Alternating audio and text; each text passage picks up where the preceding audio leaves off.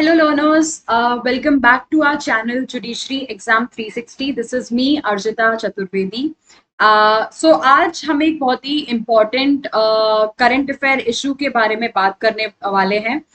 तो जैसे कि आप ऑलरेडी न्यूज़ वगैरह में पढ़ चुके होंगे, जो यूनियन मिनिस्टर हैं नारायण राणे, जिनको अभी रिसेंट में ही in the month of July इनको मोदी कैबिनेट में इंक्लूड किया गया था। ओवर अ रिमार्क, जिसे स्लैप रिमार्क भी बोला जा रहा है, he made a slap remark about Uddhav Thackeray.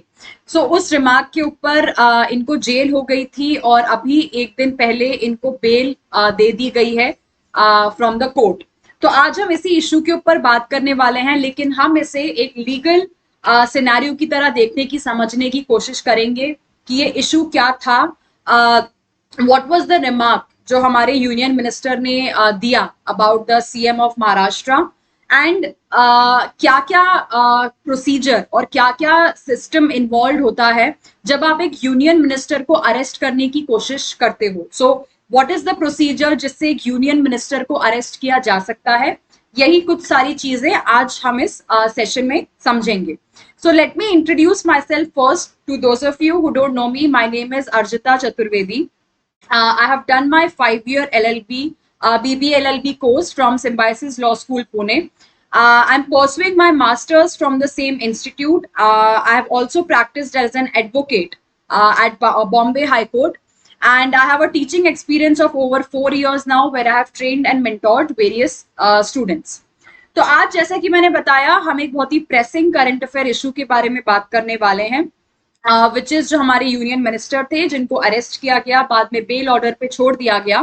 तो वो क्या क्या रीजंस थे, हम ये भी डिस्कस करेंगे, ये भी समझेंगे कि वो क्या रीजंस थे जो जिसके बेसिस पे जो मैजिस्ट्रेट थे उन्होंने नारायण राणे को बेल ऑर्डर उनकी अलाउ कर दी। So let's start. तो आज का हमारा जो मेनली जो टॉपिक का होल क्रक्स है, वो यही बात करता है कि नारायण राणे को अरेस्ट किया गया, तो क्या एक यूनियन मिनिस्टर को अरेस्ट किया जा सकता है। तो नारायण राणे ने ऐसा क्या रिमार्क दिया था और कौन से पीनल प्रोविजंस अट्रैक्ट हुए थे जिसकी वजह से उन्हें अरेस्ट किया गया था, और बाद में वो अरेस्ट करने का प्रोसीजर क्या है। अगर आप एक मिनिस्टर को अरेस्ट करना चाहते हैं तो वो क्या क्या चीजें हैं जिनका आपको ध्यान रखना पड़ता है, और बाद में यूनियन मिनिस्टर को अरेस्ट हुए थे नारायण राणे, इन्हें बेल ऑर्डर पे छोड़ दिया गया, तो वो क्या क्या रीजंस थे जो मैजिस्ट्रेट ने रिकॉर्ड किए जिनके बेसिस पे इनकी बेल को एक्सेप्ट कर लिया गया। तो हम बात कर रहे हैं union minister of micro, small and medium enterprises के, जो है नारायण राणे। इन्हें अरेस्ट किया गया था ऑन 25 अगस्त 2021, क्योंकि इन्होंने महाराष्ट्र के जो चीफ मिनिस्टर हैं, दैट इज उद्धव ठाकरे, उनके बारे में एक रिमार्क पास किया था अपनी स्पीच में। तो नारायण राणे जो थे वो रायगढ़ डिस्ट्रिक्ट में थे, जहां पे उनने अपनी स्पीच पे ये बोला कि क्योंकि उद्धव ठाकरे जो थे वो 15 अगस्त के इंडिपेंडेंस सेलिब्रेशंस में कहीं पे प्रेजेंट थे, और वहां पे शायद उनको इंडिया का ईयर ऑफ इंडिपेंडेंस ध्यान नहीं रहा, ईयर ऑफ इंडिपेंडेंस उनको याद नहीं रहा। तो इस चीज को इस इंसिडेंट को रिकॉल करते हुए नारायण राणे ने उनके स्पीच में ये बोला कि ठाकरे को, अगर उद्धव ठाकरे उनके सामने प्रेजेंट होते तो इस चीज के लिए वो उद्धव ठाकरे को स्लैप कर देते, क्योंकि उनको इंडिया का इंडिपेंडेंस ईयर ध्यान नहीं है। तो इस रिमार्क के बाद नारायण राणे को अरेस्ट किया गया था by the Ratnagiri police in Ratnagiri district, क्योंकि उस टाइम नारायण राणे एक रैली में पार्ट ले रहे थे, which is the Jan Ashirwad यात्रा। तो Narayan Rane was a part of this Jan Ashirwad यात्रा, जो उस टाइम पे इस डिस्ट्रिक्ट में हो रही थी, तो उनको रत्नागिरी पुलिस ने डिस्ट्रिक्ट किया था। Also let me tell you कि उनके इस रिमार्क के आने के बाद, क्योंकि ये रिमार्क काफी भरी पब्लिक के सामने दिया गया था, तो इसको ज्यादा टाइम नहीं लगा मीडिया लाइमलाइट में आने के लिए। So there was a very big protest, जो BJP, there were some clashes also that happened between the BJP and the Shiv Sena supporters as well. So आगे चलते हैं। आफ्टर नारायण राणे ने ये रिमार्क जब उनने ये रिमार्क दिया, तो देयर वर 3 FIRs जो उनके अगेंस्ट लॉन्च की गई थी, जो अट्रैक्ट करती हैं आईपीसी के सेक्शंस। तो उनके अगेंस्ट जो FIRs लॉन्च की गई थी, जो केस बनाया गया था, वो बनाया गया था सेक्शन 189 के ऊपर, जो बात करता है threat of injury to public servant के बारे में। दूसरा सेक्शन जो लगाया गया था विच इज सेक्शन 504, जो बात करता है इंटेंशनल इंसल्ट, कि आप पब्लिक पीस को ब्रीच करने की कोशिश करते हो, किसी को इंटेंशनली इंसल्ट करके, प्रोवोक करके। और जो तीसरा सेक्शन उनके ऊपर लगाया गया था दैट इज 505, किसी ऐसा टाइप का स्टेटमेंट को बोलना जो कि पब्लिक मिसचिफ के लिए अकाउंट हो सकता है। तो जो महाड़ पुलिस है उन्होंने इंसिस्ट किया था कि उनको नारायण राणे की 7 डे की पुलिस कस्टडी दे दी जाए, बट जैसा कि मैंने आपको बताया कि एक दिन पहले जो ये यूनियन मिनिस्टर हैं नारायण राणे, इनकी बेल ऑर्डर को एक्सेप्ट, इनको बेल दे दी गई, इनकी बेल एप्लीकेशन को एक्सेप्ट कर दिया गया और कोर्ट ने इनको बेल दे दिया इसी रीजन पे, क्योंकि कोर्ट का मेन रीजन यही था कि ये जो पुलिस 7 डे की कस्टडी डिमांड कर रही थी, वो कोर्ट को लगा कि वो वैलिड नहीं है, वो जस्टिफाइड नहीं है, और ऐसी कोई भी जरूरत नहीं है कि पुलिस इंटेरोगेशन के लिए आपको नारायण राणे की 7 डे की कस्टडी ग्रांट की जाए। Now before we resume back to our discussion, अगर आपने अभी तक अनअकैडमी का सब्सक्रिप्शन नहीं लिया है तो you can take the subscription today. You can use my code which is ARC14, जिससे आपको 10% ऑफ भी मिल सकता है। Unacademy classes offer you a lot of advantages, so आप अपना खुद का स्केड्यूल चूज कर सकते हैं which works conveniently for you. यहाँ पे कोई लैंग्वेज बैरियर नहीं है, तो वो लैंग्वेज जो आपके लिए कन्वीनियंट है फॉर द लर्निंग प्रोसेस, आप उस लैंग्वेज में अपनी क्लासेस ले सकते हैं। You can learn it any time and anywhere, तो वो टाइमिंग जो आपके लिए कन्वीनियंट है, या फिर आप किसी भी डिवाइस पे किसी भी जगह इन क्लासेस को एक्सेस कर सकते हैं। आप अपने एजुकेटर्स के साथ इंटरेक्ट कर सकते हैं किसी भी डाउट को, किसी भी कॉन्सेप्ट को अच्छे से क्लैरिफाई करने के लिए।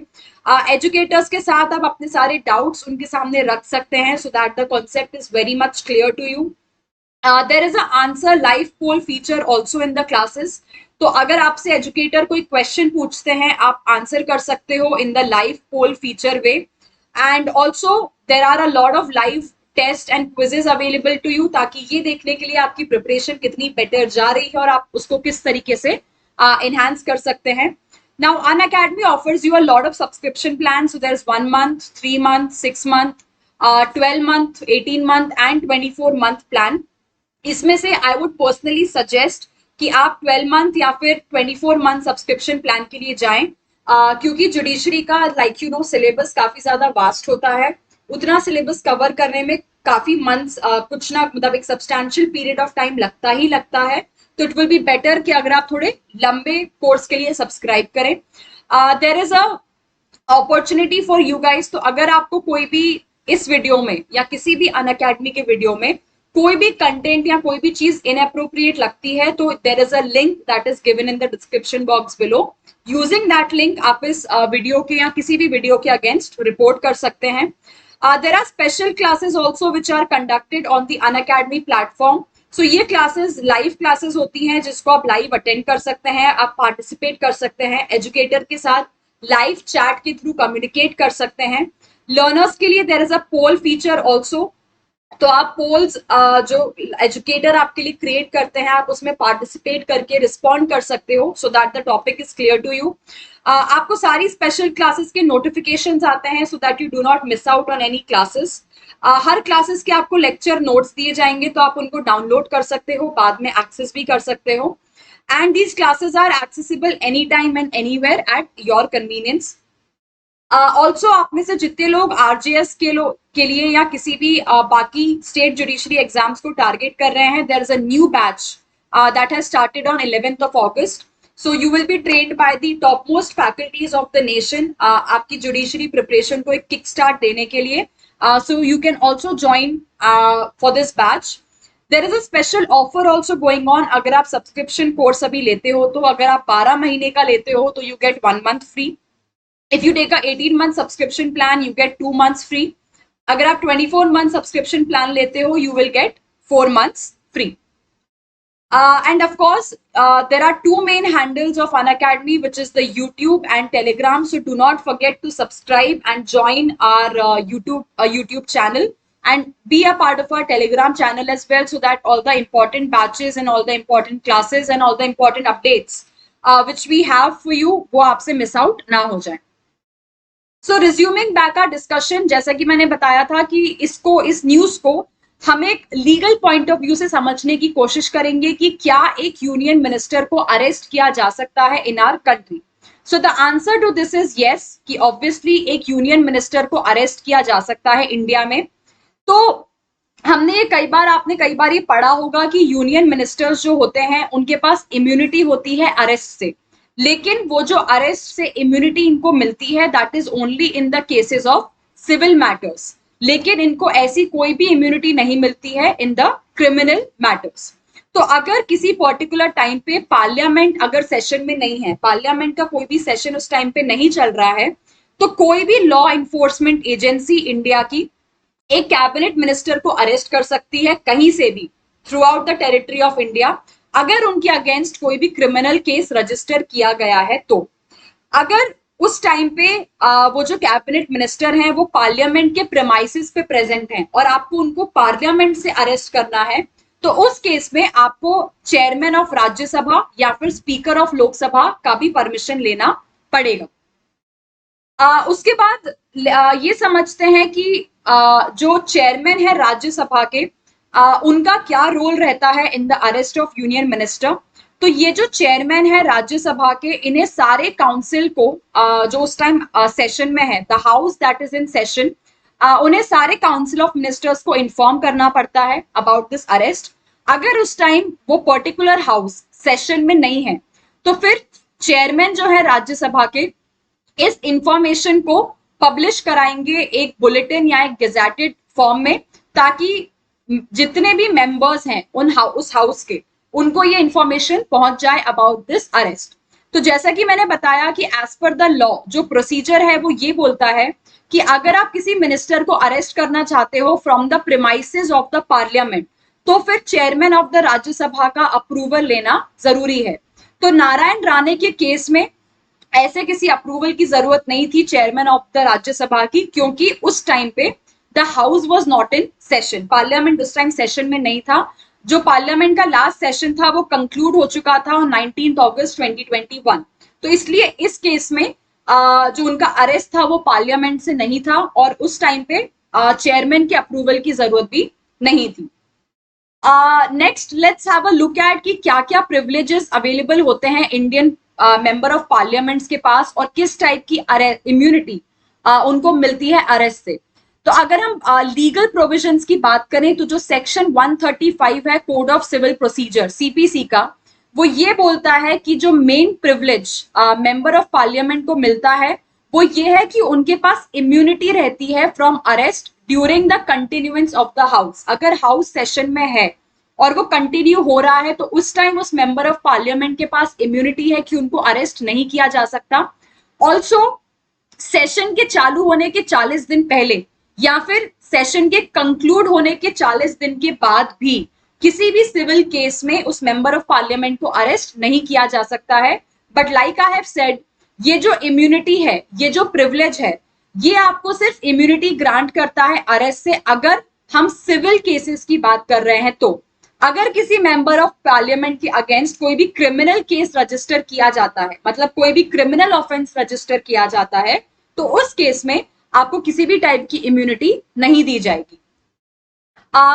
इंडिया में जो इम्यूनिटी जिनको मिलती है फ्रॉम अरेस्ट वो दी जाती है the president of the Republic of India और जो गवर्नर्स हैं वेरियस स्टेट्स के, उनको इम्यूनिटी है फ्रॉम द अरेस्ट सिविल और क्रिमिनल मैटर्स से, दोनों से. तो ये जो लॉ, ये जो इम्यूनिटी इनको दी गई है that is given as per article 361 of the constitution. Similarly India में हम prime minister of the nation को भी अरेस्ट कर सकते हैं अगर उनके अगेंस्ट किसी भी टाइप का क्रिमिनल केस फाइल किया गया है. तो moving on to the important part of this discussion, so like I told you कि नारायण राणे को अरेस्ट किया गया था, लेकिन बाद में उनकी बेल एप्लीकेशन को एक्सेप्ट कर लिया गया और उनको बेल पे छोड़ दिया गया. तो ये जो बेल उनकी पास हुई थी वो पास की गई थी by the Mahad district magistrate, जिन्होंने उनकी बेल ऑर्डर को पास किया, बेल एप्लीकेशन को ग्रांट कर दिया.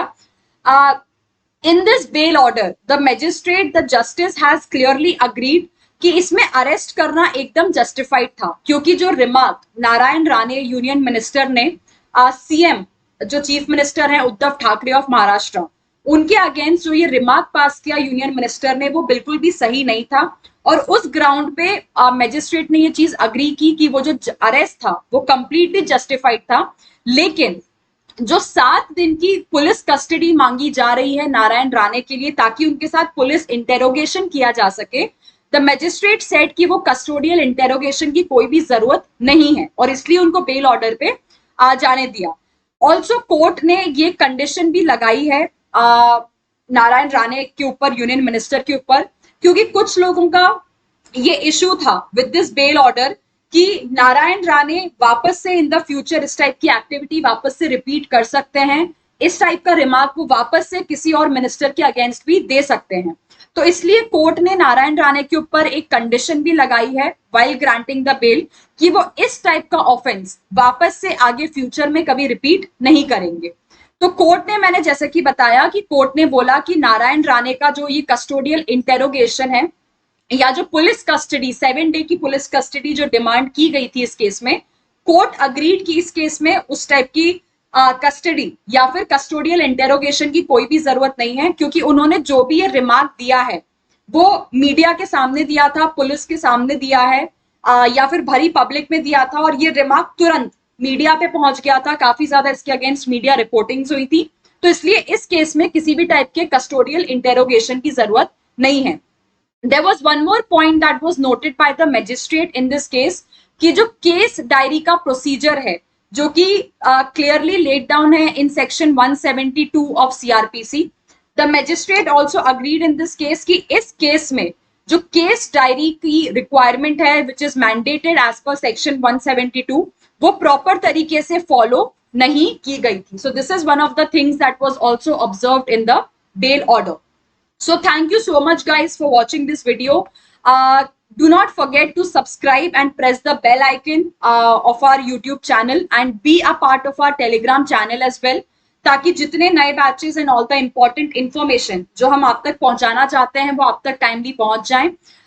Also do not forget to follow my profile on the Unacademy channel. There are a lot of special classes that I'm bringing for you guys which are free of cost. So ये special classes के proper notifications आपको timely पहुंच जाएं. So for that do follow my profile through the link given in the description box below. Thank you so much.